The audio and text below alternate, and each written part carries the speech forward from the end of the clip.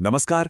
एक तरफ तो इंसान की चेतना को बचाने के लिए मंगल और चांद पर बस्तियां बसाने के बड़े बड़े प्लान बन रहे हैं, लेकिन दूसरी तरफ एक सवाल भी है कि जिस चेतना को हम बचाना चाहते हैं, क्या वो सच में इस लायक है?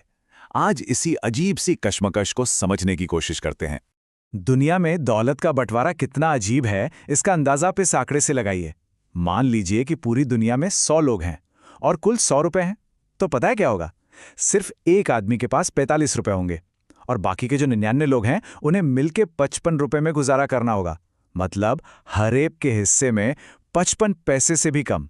यही जो फासला है ना, यही हमारी आज की कहानी का सेंटर पॉइंट है। तो ये जो 1% लोग हैं जिनके पास दुनिया की लगभग आधी दौलत है, वो अब एक बहुत बड़ा प्लान बना रहे हैं। प्लान ये है कि धरती पर जो संकट आने वाले हैं उनसे बचने के लिए मंगल और चांद पर अपनी अलग बस्तियां बसाई जाएं। ये कोई साइंस मिशन नहीं, ये एक तरह का भव्य पलायन है। सवाल यह है कि आखिर वो भाग क्यों रहे हैं? डर किस बात का है? डर है परमाणु युद्धों का। आज इस धरती पर 12,000 से ज्यादा न्यूक्लियर बम हैं। डर है ग्लोबल वार्मिंग का, पिघलते ग्लेशियरों का और बेतहाशा बढ़ती आबादी का। इन्हीं खतरों से बचने के लिए ये सब तैयारी हो रही है। तो मतलब साफ है, यहां दो तरह के भविष्य बन रहे हैं, दो अलग अलग दुनियाएं। एक तरफ वो 1% लोग होंगे जो मंगल और चांद पर सुरक्षित रहेंगे, और दूसरी तरफ बाकी की 99% आबादी होगी जो धरती पर परमाणु बमों और ग्लोबल वार्मिंग का सामना करेगी। लेकिन यहीं पर एक बहुत बड़ा सवाल खड़ा होता है। जिस मानव चेतना को बचाने की इतनी बड़ी बड़ी बातें हो रही हैं, क्या वो वाकई बचाने के लायक है भी, या फिर उसे बचाने से पहले सुधारने की जरूरत है? तो चलिए एक नजर डालते हैं कि ये मानव चेतना जिसे बचाने का इतना बड़ा प्लान है, वो आज हमारी धरती पर कर क्या रही है। ये उसी मानव चेतना का एक बेहद घिनौना चेहरा है जिसकी बात हम कर रहे हैं।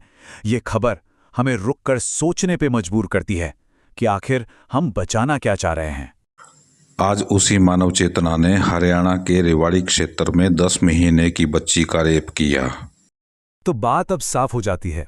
शायद असल जरूरत मानव चेतना को बचाने की नहीं, बल्कि उसे सुधारने की है।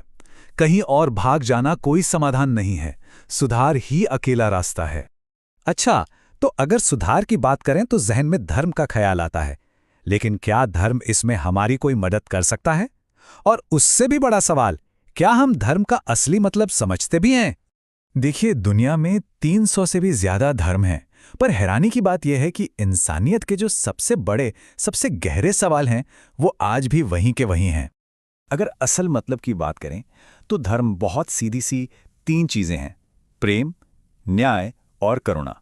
बस यही धर्म का सार है। तो सीधी सी बात है, धर्म और अधर्म में बस इतना ही फर्क है। एक तरफ है प्रेम, न्याय और करुणा, और दूसरी तरफ है नफरत, लालच और वासना। असली बदलाव किसी एक धर्म से दूसरे में जाना नहीं, बल्कि अधर्म से धर्म की तरफ आना है। तो चलिए वापस वहीं चलते हैं जहां से हमने बात शुरू की थी।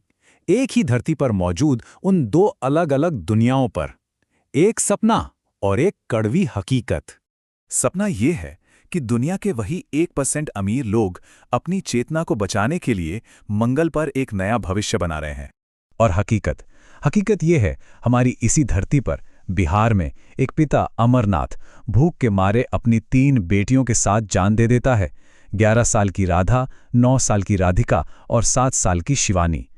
शिवम और चंदन 2 बेटे जीवन के संघर्ष के लिए जिंदा बच जाते हैं।